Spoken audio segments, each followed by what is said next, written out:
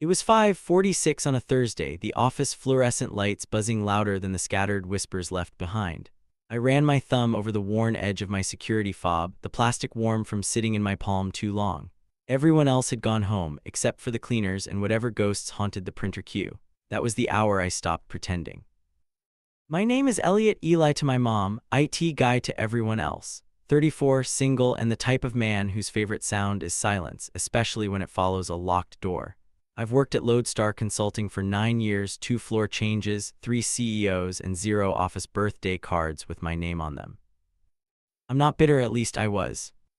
Back then, I just figured I was the quiet one. Some people build bridges with charisma. I built firewalls and file structures. I liked order, logic, predictable rules. I didn't like morning chatter by the Keurig, didn't like potlucks, and definitely didn't like being talked over in meetings, so I stopped speaking altogether. People called me polite, which is code for invisible. They assumed I didn't mind being invisible. But people don't see what they're not looking for. Take Darren, for example, our Golden Boy project manager, loud in every sense, big watch, bigger laugh, biggest opinions. He joined 2 years ago and started every morning with "Sup nerds" like he invented IT support.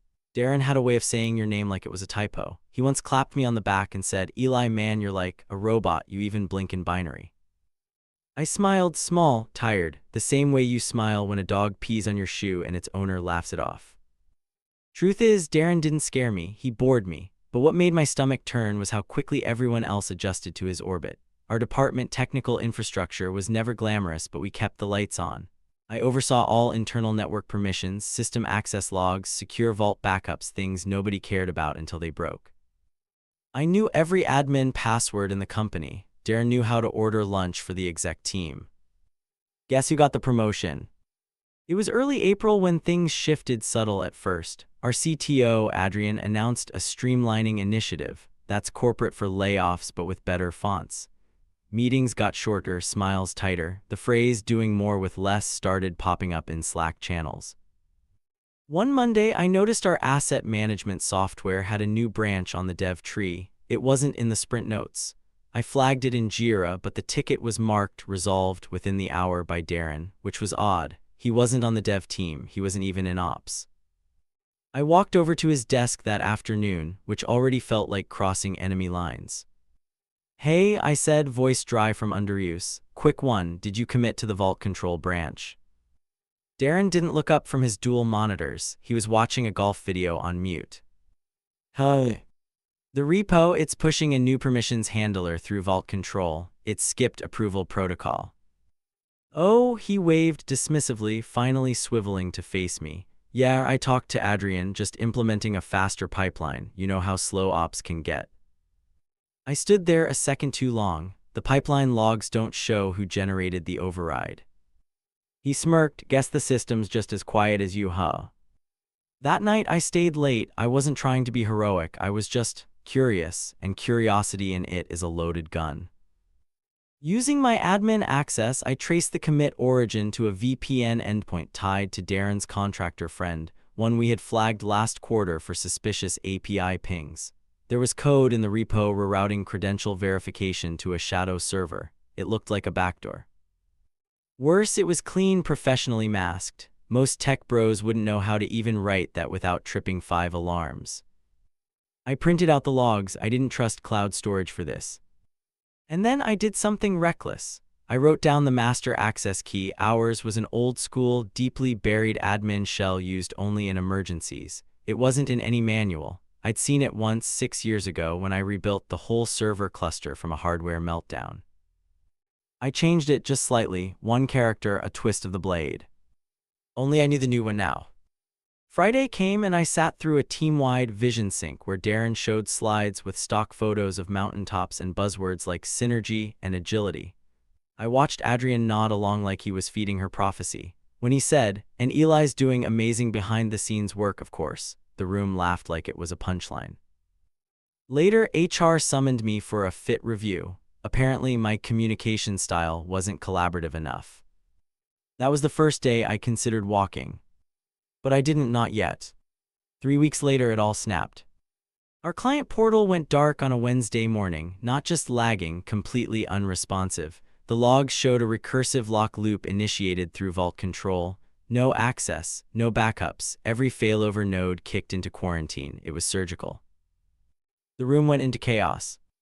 Adrian barked orders, Darren pretended to type things, someone from marketing cried because her presentation was trapped in the cloud. I watched them flail while sipping coffee from my 404 not found mug. Eventually, Adrian turned to me, frazzled. Eli, please just restore the system. I nodded slowly. Walked to my terminal. Typed the old master key. Invalid. I waited. Then typed the new one. System unlocked, servers restored, backups flowed like rain. The room erupted in relief, people clapped. Darren raised his eyebrows like I'd just performed CPR. I didn't smile. Adrian pulled me aside later and said, "You really saved us." I just looked at her. "You never asked who changed the key," I said. Her face froze. And that's when I knew it wasn't just Darren. That night I went home and printed every log, every commit, every Slack export I could find. I opened a fresh document titled Contingency Lodestar. It had one sentence at the top. They said I was too quiet, so I made sure silence would be the loudest thing they'd ever hear. They said I was too quiet at work, then I held the only password that mattered. Approx 3,000 plus words coming up next, one continuous, slow-burning, emotionally grounded scene progression. Please give me a moment while I write part 2. Part 2, they said I was too quiet at work, then I held the only password that mattered. Opening mode, dialogue first. That was close, huh? Darren said, his laugh bouncing off the elevator's brushed steel walls like it belonged there. Good thing you were still around. MVP move, man. I didn't answer. He didn't notice. The incident, what they called the Wednesday, brushed off within 2 days. Marketing blamed it on a faulty CDN sync. IT logs were scrubbed. Adrian sent out an all-hands email thanking our tireless backend heroes and linking a form to nominate peer awards. I didn't click it. I knew what I saw. The shadow server. The admin reroute. The fake pipeline efficiency excuse. And the worst part, no one even asked for a real root cause report, not even a post-mortem meeting. I waited for Adrian to say something, for Darren to slip up, for HR to follow up on that communication concerns warning they threw at me last month. But silence works both ways. And I can be very, very quiet. The next Friday, Darren was throwing a launch party in the break room for an app we hadn't even tested outside staging. There were balloons, donuts, and a Bluetooth speaker playing indie synth pop. Someone brought champagne. It felt like a mockery. Eli, man, grab a cup. Darren waved me over with a solo cup full of something pink and fizzy. You earned this too.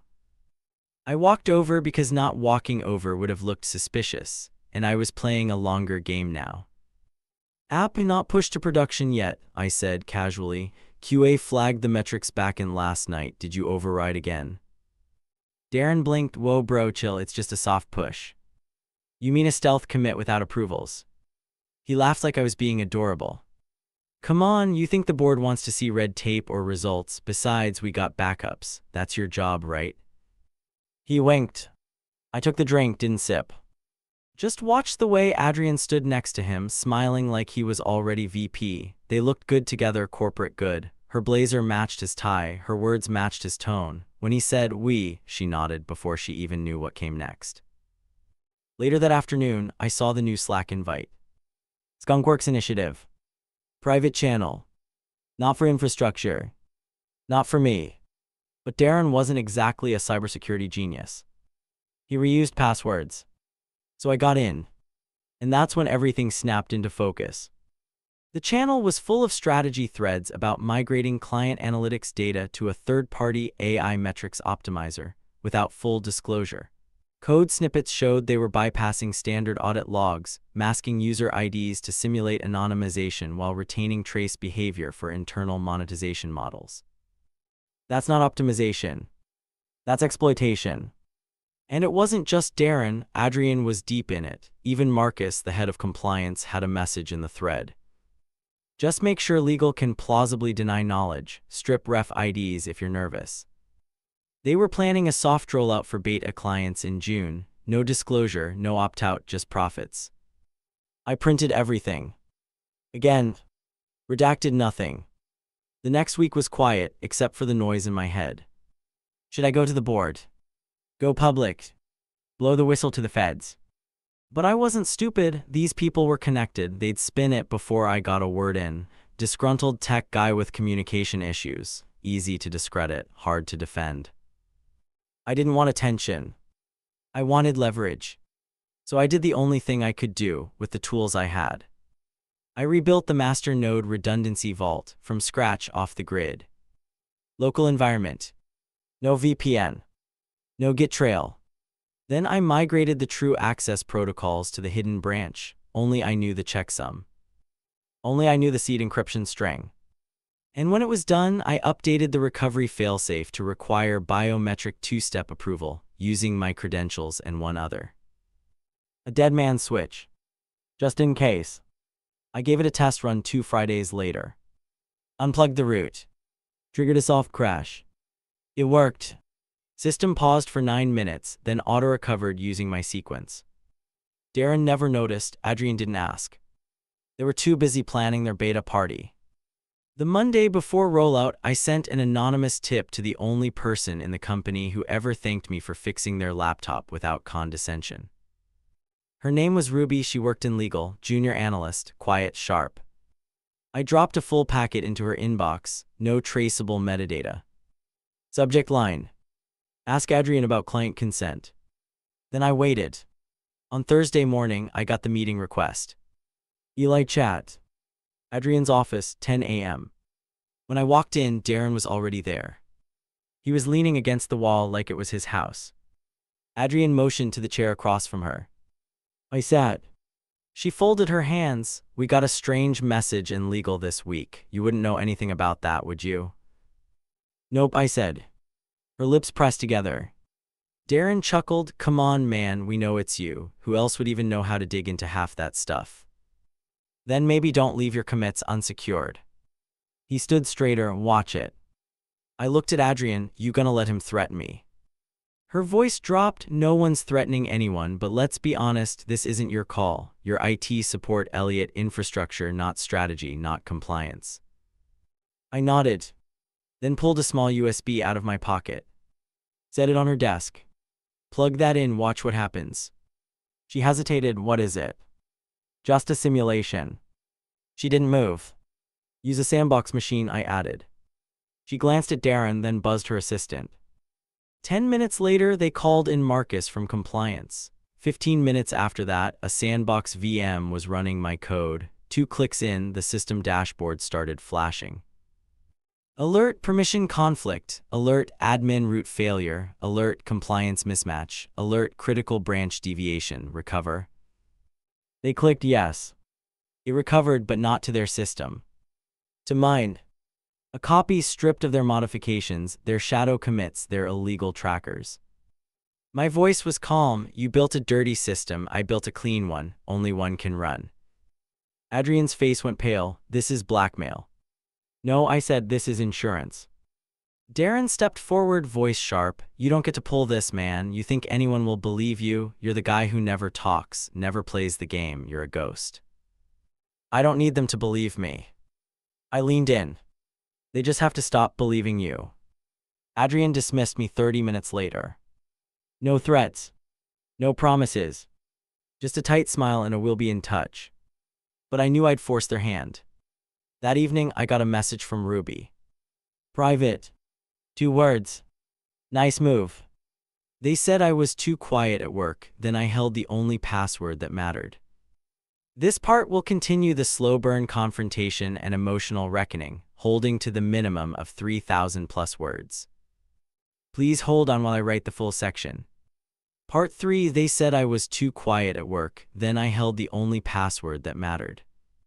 Opening mode, object metaphor. The backup drive wasn't heavy, just dense with truth. It sat on my kitchen table like a lit fuse, humming faintly against the wood grain. It held their secrets, their shortcuts, their silence, and it was mine to detonate. I didn't sleep the night after that meeting. It wasn't fear exactly, more like static. A constant, low buzz of uncertainty running behind my thoughts like a stuck fan. I kept replaying Darren's smirk. Adrian's pause, Marcus's blinking disbelief when the simulation dashboard had shifted from their corrupted schema to my clean build like a magician flipping a card. I'd won that room, but barely. And I knew better than to think the game was over. Corporate wars aren't won in conference rooms. They're won in inboxes. In whispers. In calendar invites that don't include you. The next morning I arrived early. Not the fake early of 8:45 a.m. with a latte in hand. Real early 6:12 a.m. The office was dark, half the lights were motion-triggered, my shoes echoed in the silence. I walked past Darren's desk, still sticky with dried soda from Tuesday. His monitors were tilted like they'd just finished watching someone. I paused, then checked my own workstation. My chair had been moved. Not far, but enough. Someone had sat there. I booted up and ran a check. A login attempt had been made at 2:14 a.m. Failed twice. Then nothing. At 9:23 a.m. I got an invite. Quarterly all-hands location, 7th floor boardroom, mandatory attendance. We'd never had one on the 7th floor before. That was the executive wing. I accepted quietly. Then opened my encrypted folder labeled Failsafe Echo Protocol. I duplicated the backup to a dummy drive, hid the real one inside the server room, Unit 9B, behind the false ventilation grill. I drilled the screws out weeks ago and replaced them with magnetic heads, a trick I'd learned from an old network engineer who never trusted anyone, not even himself. The meeting room on the 7th floor was all glass and shadows, long conference table, one side sunlight, the other side power. Adrian sat at the head. Darren, Marcus, and a woman I didn't recognize filled out the side opposite the window. When I walked in, the air shifted. Eli, Adrian said, "Please sit." I did. The woman spoke first. "Mr. Lane, I'm Meredith Cole, external counsel for Lodestar Consulting." I nodded once. "I've reviewed the materials you demonstrated, impressive work, but also, concerning, you appear to have accessed areas outside your designated role." I met her eyes. "I built those areas." Darren snorted, "Here we go." Adrian cut him a look. Meredith folded her hands. "Regardless, the board is now aware. They are reviewing both the system vulnerabilities and the process irregularities you uncovered." I said nothing. Because this wasn't a meeting. It was a prelude. Adrian leaned forward. "Look, Eli, let's stop dancing. You've made your point. We should have involved you earlier. We're willing to offer a resolution," quietly. Darren slid a folder across the table. Inside, a resignation letter. Backdated. Typed and signed with my name already filled in. I looked up slowly. So this is the part where the quiet guy disappears. Meredith's tone stayed measured. "It's the part where we protect everyone's reputation, including yours. No formal termination. A generous severance package. A clean exit." Darren added, "Come on, man, you don't even like this place. You barely talk to anyone, just take the win." I glanced around. Marcus wouldn't look at me. Adrian's fingers were still laced tight. I closed the folder. "Let me ask one question." Adrian tilted her head. "Who's protecting the clients?" The room fell still. I opened my bag. Pulled out a second folder, labeled Client Consent Violations Summary Packet. Inside were screenshots of the Skunkworks channel, code diffs, Slack messages, a printed transcript of a conversation where Darren said, "They don't need to know, it's not like they read the TOS." I slid it across the table. Adrian went white. Meredith scanned the first few pages, then held up a hand. "Where is this stored?" "Secure location," I said. "Redundant copies, only decrypted if I go missing." Darren laughed, nervous. "You're bluffing." I leaned forward. "I'm quiet, not stupid." Adrian spoke low and fast. "What do you want?" I took a breath. This was it. The hinge point. 3 things, I said. 1. Darren's gone, effective immediately, with cause. Darren exploded. "What? This is insane." 2. I continued louder. "The Skunkworks project is suspended indefinitely. Full audit, external review, no internal spin." Adrian opened her mouth, but I raised a hand. 3. I want a new title, Chief Information Integrity Officer, reporting directly to the board. Meredith blinked. "That's not a real position." "It is now," I said. Jesus Christ, Darren muttered. I turned to him for the first time fully. You said I blink in binary, remember? He stared. I smiled. Guess what happens when I stop blinking? It took an hour. There were calls, frantic emails. Meredith stepped out to talk to someone 3 times. I didn't budge. By noon, Adrian returned with a new folder. Typed, clean, signed. Offer letter. Severance for Darren. Audit schedule. Board contact. I read it twice. Signed once. And walked out without another word. Ruby found me in the stairwell 10 minutes later. She held up her phone. You just became a legend. I shook my head. No, just a janitor with better keys. She grinned. Then hesitated. Eli, was it worth it? I looked out the window. The office skyline shimmered like a chessboard. And for the first time in 9 years, I wasn't a pawn. I turned back. Ask me when it's done. They said I was too quiet at work, then I held the only password that mattered. This part will deepen the aftermath of Eli's power shift and explore the emotional cost of finally being heard. 3,000 plus words, cinematic packing, grounded tension coming right up. Please hold on while I write the full scene. Part 4. They said I was too quiet at work, then I held the only password that mattered. Opening mode, touch temperature. The ID badge was cold when they handed me the new one, not the plasticky chill of a freshly printed tag, but the kind that comes from weight, authority, attention, expectation. It didn't just say Chief Information Integrity Officer. It said we're watching now. And that was the problem. They moved me to an office with glass walls.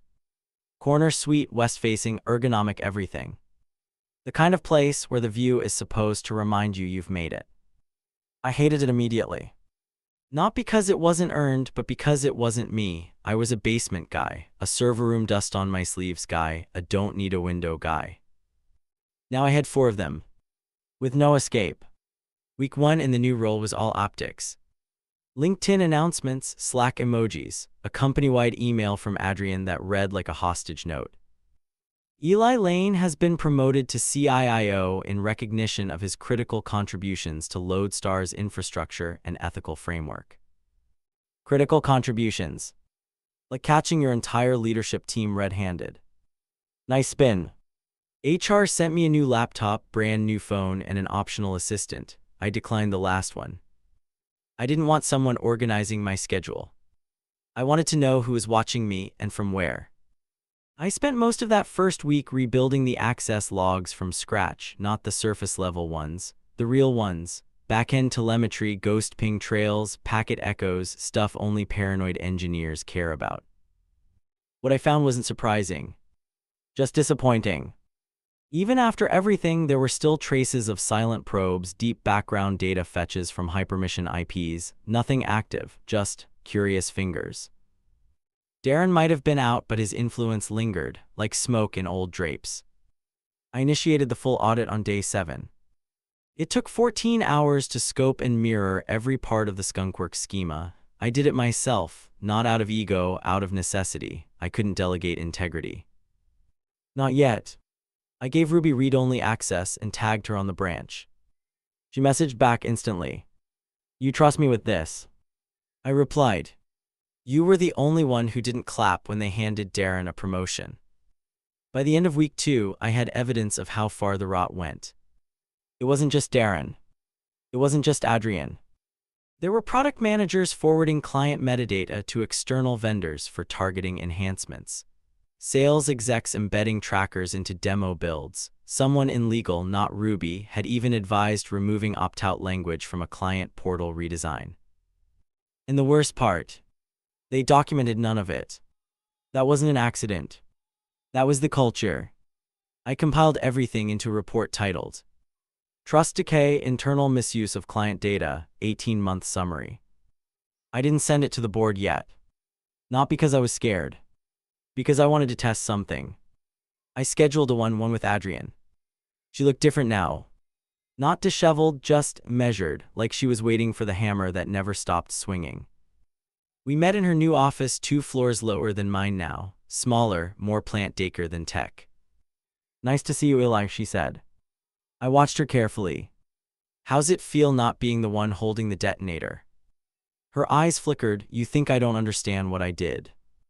No, I said, I think you understand exactly what you did. I think you just hoped I'd be too quiet to call it out. She sat back. You could burn this place down. I nodded, or I could rebuild it. A long silence passed. Then softly, what do you want from me? I placed a sealed envelope on her desk. Resignation. I shook my head.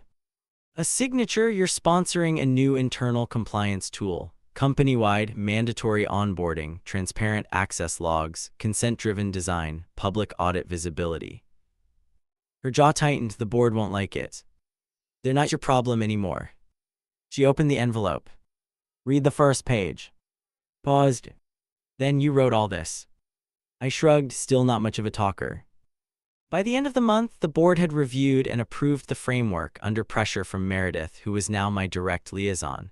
Ruby and I began onboarding a small team of engineers, quiet ones, overlooked ones, people who listened more than they spoke. I called them the Echo Division. Because echoes remember everything you say. But success, as it turns out, is its own kind of isolation. People who used to ignore me now tried too hard. Hey Eli, in the elevator, Slack DMs with too many emojis. Awkward water cooler, thanks again, man, moments from people who couldn't even remember my last name 6 weeks ago. And Ruby, while still sharp, still steady, began to distance herself too. Maybe not deliberately, maybe just a natural drift. Or maybe I'd changed.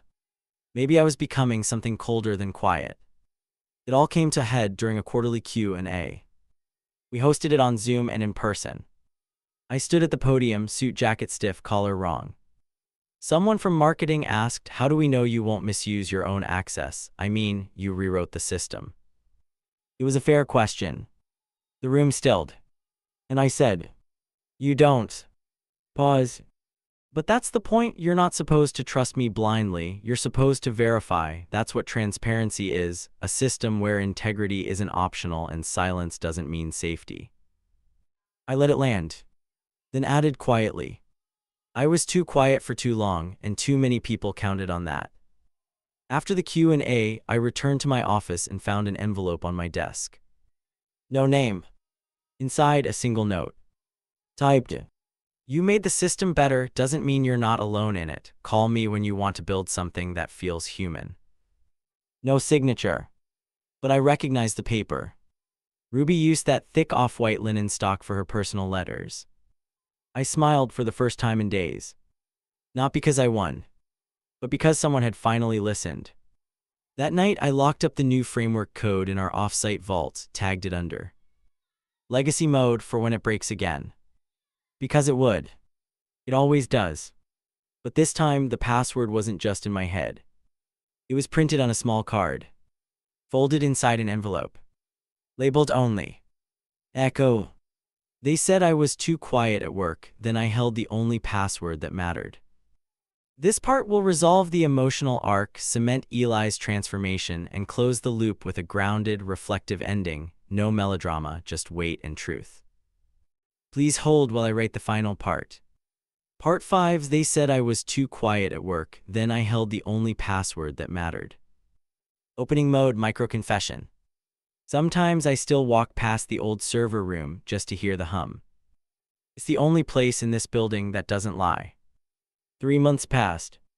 3 months since Darren vanished from the org chart. 3 months since Adrian's signature codified everything she used to sidestep. 3 months since the company that once barely remembered my name now ran on a framework I built from scratch, mostly in silence. You'd think that would feel like victory. But victories, real ones, don't come with trumpets. They come with paperwork. Endless, sober, necessary paperwork. Most days I kept to myself, even more than before. I wasn't avoiding people, I was preserving energy. Being visible took a kind of stamina I hadn't practiced in years. Suddenly, I was invited to every panel, every roadmap meeting, every quarterly board review. They wanted my input now, but only when it fit the narrative. Let's make sure Eli signs off on this. Loop Eli in so it passes integrity checks. I had become a brand. Quiet had become credibility. But credibility is fragile, and loneliness doesn't vanish just because you earn a better title. I saw Ruby less often. Her messages got shorter. Not colder, just busier. We were both doing important things, and important things have gravity. They pull people in opposite directions. One night, long after the building had cleared out, I ran into her by the freight elevators. She was holding 2 manila folders and a half-eaten granola bar. We stood in the hallway under flickering lights like 2 conspirators who had nothing left to hide. She looked tired. So did I. You still writing everything down? She asked. Only the stuff no one else will. She smiled, then nothing's changed. I paused. That's what I'm afraid of. She handed me one of the folders. Beta client feedback, real ones this time. They actually liked the new portal, said the opt-in screens made them trust us more. I raised an eyebrow. Trust, that's a new KPI. She leaned against the wall. You know, you never said why you didn't blow it all up. Why not leak everything, take them down? I looked at the far wall where an old fire map still listed departments that no longer existed. I didn't want to be a hero. What did you want to be? I hesitated, then said quietly, unignorable. She nodded. Didn't speak for a moment. Then you are for better or worse. The next day, I received an email from Meredith, our external counsel. Subject, departure announcement, Adrienne Cole. She was stepping down. Personal reasons, the note said. No fanfare, no scandal, just a press release and a polite paragraph. I read it 3 times. Didn't feel triumphant. Just unfinished. That evening, I finally opened the backup drive I'd been hiding behind the false vent in Unit. The one that contained everything, every log, every chat export, every line of proof that the system we once ran on was built on shortcuts and shadows. I plugged it in, copied the contents to a secure archive, then formatted the drive. 3 passes. No undo. I didn't need it anymore. I didn't need the past to keep me honest. I needed a future that didn't depend on being the only person willing to say no. Weeks passed. The Echo division grew. Ruby took lead on the Consent UI initiative. We met weekly now, small, quiet check-ins over tea instead of coffee. The company learned to slow down. To document. To ask should we before can we. People still forgot my name sometimes. That was fine. I didn't need to be remembered. I just needed the system to remember why I rebuilt it. One morning I found a note in my inbox. From a junior dev named Max. Had only been here 2 months. Didn't know the old culture, didn't know Darren, didn't know how close we came to becoming just another news headline. His note was short. Hey Eli, thanks for building the onboarding. It actually made me want to read the code of conduct. Never seen that before. I read it twice. Then smiled. A few weeks later, I was asked to give a talk at a local university about transparency in system design. I said yes. Not because I love speaking, but because I know what silence costs. I opened the talk with this. They used to say I was too quiet, that I didn't play the game. What they didn't know is that some of us are building the rules while they're still busy talking. The room stayed silent. But this time it was listening. If this story moved you, subscribe for more real-life confessions and emotional journeys like this one.